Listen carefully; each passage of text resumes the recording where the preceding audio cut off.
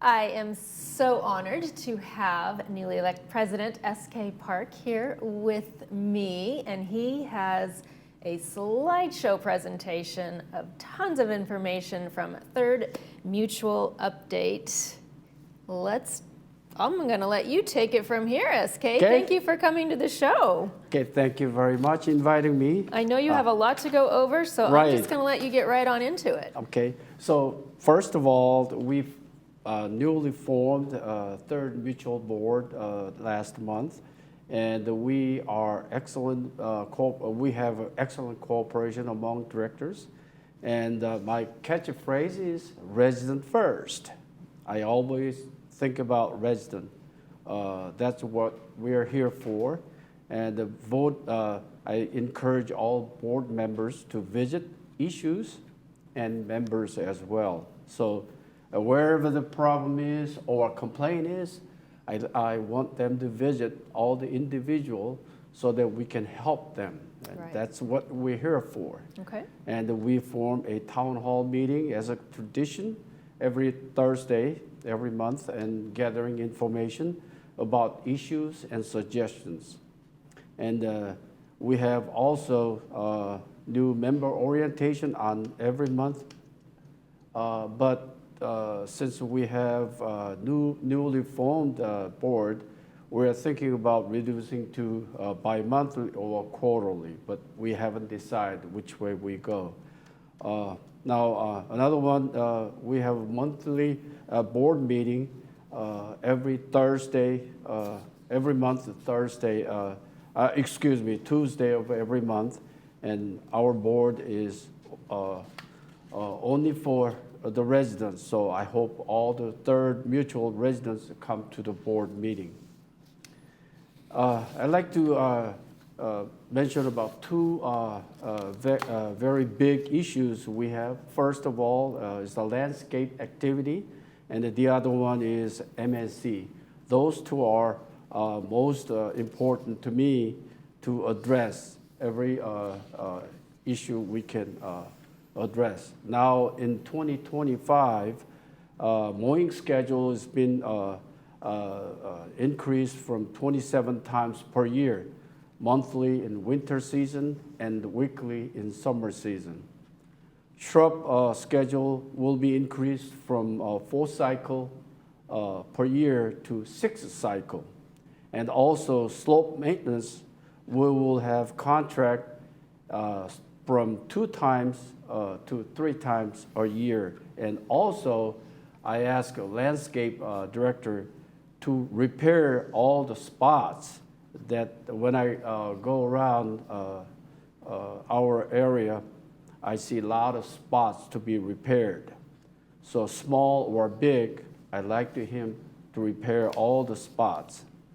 And also in-house maintenance, we will have 2 times per year slope maintenance. It's a small, relatively speaking, small slope area that we are going to do. And also, next year, we'll have a tree trimming program that will be contract out and also in-house trimming as well. So we will see what kind of in-house trimming off-schedule request will be performed next year. In 2025 landscape activity, we have 2 big projects. One is AB 1572.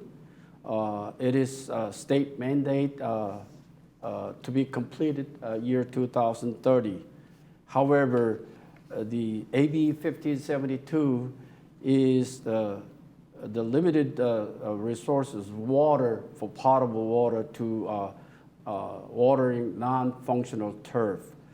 That gate 11 and gate 14 are the one that we do not use recycled water. So we have about 900,000 square foot area, which will cost about $6.5 million. And also gate 14 area is 488,000 square foot, which estimate about $3.5 million that we need for completion by year 2030. So we'll need a lot of money. However, by saving some waters in that area, we'll have 2.7 million in gate 11, and the gate 14 will save about 1.5 million estimate. So actually, we need less than both about $10 million by 2030. But as far as the project is concerned, it's a lot of money that we need to come up with. Yes, it so is. we're scrambling to save where we can save money to support that project. And another project that we started last year is drought-tolerant material or plant that we need to plant all our area so that we can save money and also state mandate to save some waters. So we started last year, actually, not as a project started last year, but actual work has been started. That is prior paint program started 4001, 2, and 3 condominium area, and that is cul-de-sac 401. And as everybody can visit, you can see a lot of work is going on. And also, as a post-paint program at the cul-de-sac 333, we have, after painting is done, the replanting of drought-tolerant material has been started. That is a 3312 unit area. One instance, we have some slow start this year, but we got together and start some working on the contract work for the drought-tolerant planting area. Now, SK, who gets to select the drought-tolerant material? So that we landscape committee will approve the who and what, but staff are the expert to come up with some materials and plans. We already have designs approved and a program that we came up with. The staff came up with, so we have approved all that program so far. Yes. Wonderful. Yes. Okay. The main area that we were having a problem is communication.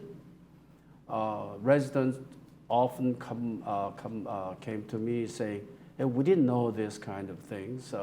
It takes too long, and that kind of complaint. I'm trying to address those issues to visit area as often as I can. And also our directors will visit that area as well to find out the progress of that drought-tolerant material that we planting after painting is done. So.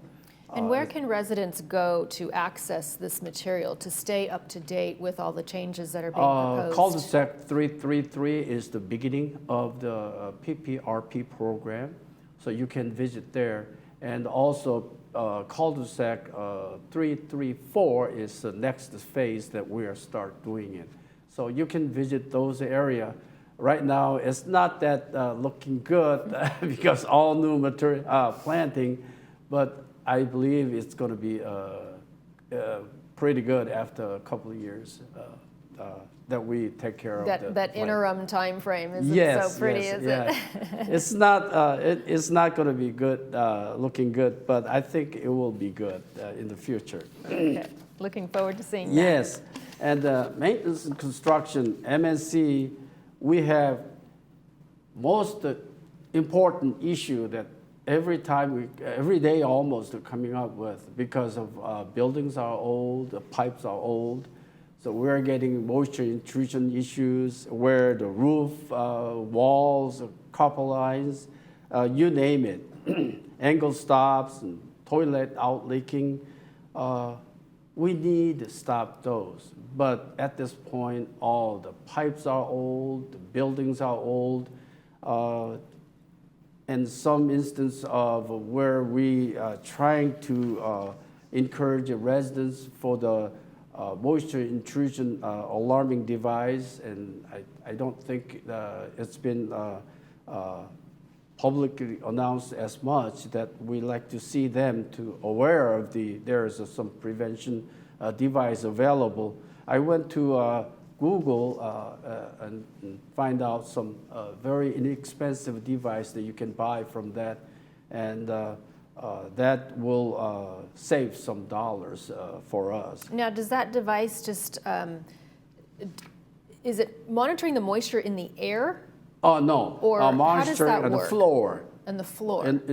On the floor, it's important because once you start leaking, water leaking is just flood all over in your area, particularly when you in the second or third floor residence. That device will detect and prevent, or not prevent, but it's alarm the residents so that they can do either call security office or resident service office and so forth. Now, is it a device that you would put by your toilet or under the sink? Yes. Or where you think you could have a potential Exactly. problem? Sink area and hot water heater area and angle stop area. Device get old, so it's very fragile at that time. Right. So at this time, so we need all the residents need like to have some HO6 insurance so that it can be protected. But still, we have a lot of issues with it. And like I said, it's a water leak alarming device will prevent heavy damage Yes. on the residents. Catch that Right, early. early. And damage can extend to $25,000 easily. Easy. Yes. And one of the third floor residents had a leaking, and unfortunately, his contractor dumped paint and water into the sewer. It clogged, and the damage the first floor and the second floor. It was over $25,000, and he was trying to get help, but I don't know what else I can help other than just to careful of what you're doing. Right. So it is really, really difficult time at this point. And water leaking is a big issue for our building because it's too old. Right. So please, vigilant about the water leaking issues we have. Another thing that I want to point out to all the residents is resident key file program. Key file program is when you vacation, go out for the country or city, that can prevent from heavier damage due to some leaking issue.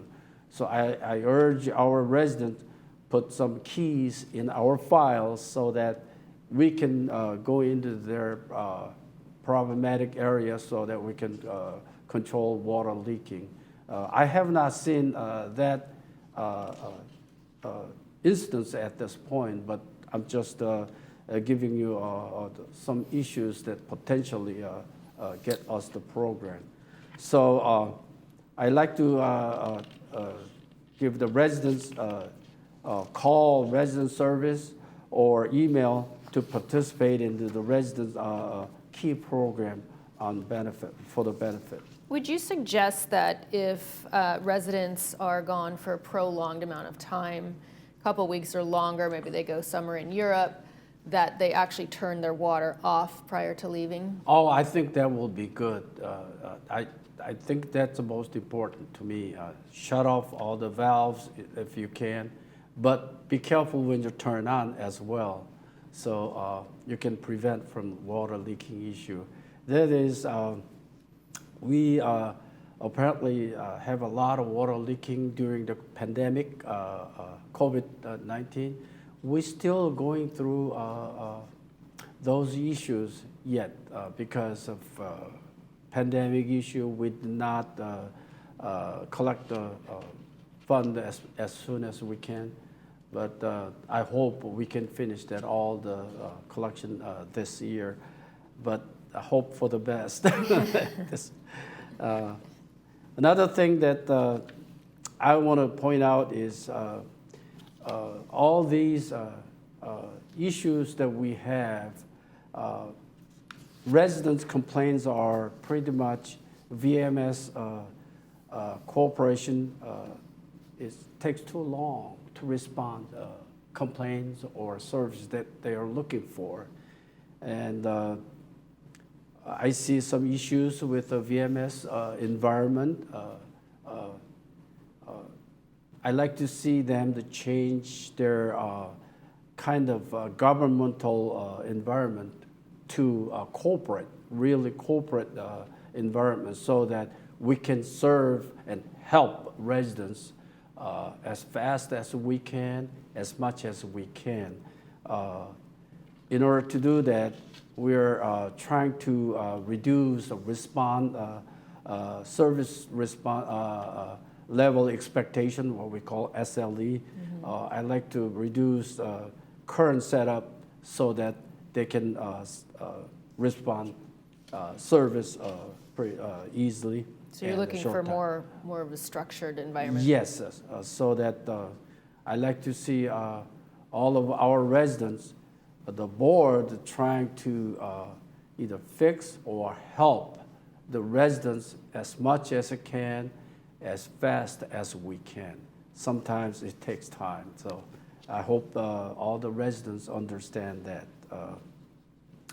We're right now trying to review and set up the SLE time so that we can serve better to our residents. And also, I'd like to review later on that a dispatch process and procedures. I've seen some instances of some bad behavior of employee, and I think we can tie down those services better for us later on. So those are areas that we can working on. Now another area that I want to point out is a 2026 budget. It'll be a large budget, as you can imagine. Yes. It'll be complete in 2025, but start normally May of next year.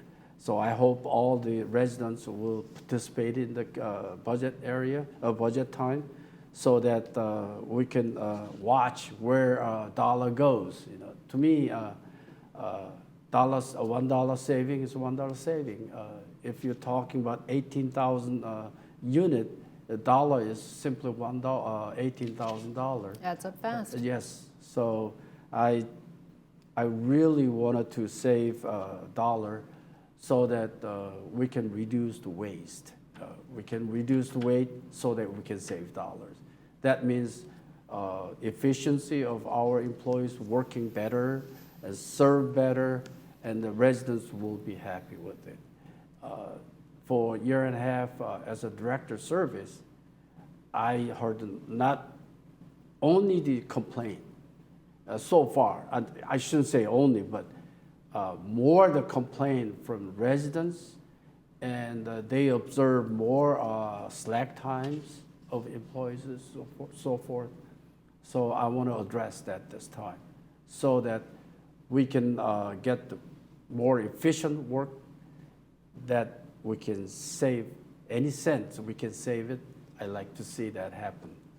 So in order to do that, I think we need to improve our workers' efficiency, and also management, supervision, and communications. It's budgeting time will be next year. However, budgeting is also a delicate balance act. If we have a balance, less the support of the budget, then we'll get the less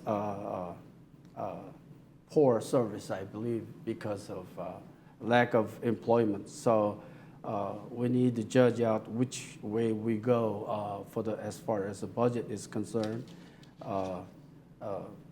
So we will review the budget next year 3 times, starting May and June and July, and August we'll set the budget for the 2026. So we already set our budget for 2025. So I'm going to execute with that already set the budget.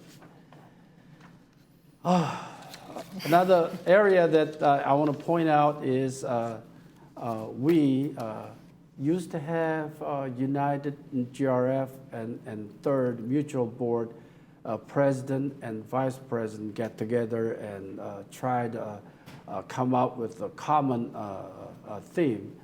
And yet, I think we stopped that somehow. So I'd like to rejuvenate or recreated the United Third Board Cooperation First. That means president and first vice president will have some communication meeting every month. We already met November 18th, and we talking about a lot of issues with both United and Third. And after that, we will expand our cooperation between United and Third with the landscape and MNC committee chairs cooperation. And then after we expanded to GRF in the future, but I don't know at this point. But we like to have some cooperation between housing mutuals first and then GRF as well. So this is all I have to inform to our residents, and I hope this helps all the residents. My catchphrase is still remain the same: resident first. Okay. We gotta serve. With Yes. that, we are going to serve our residents. Yes. Thank you so much, Thank you SK, for very sharing much. all of that valuable information. We look forward to seeing what the 2026 Yes. budget comes in at. Yes. Okay, well, best of luck in 25. Yes. Thank you for joining. Okay.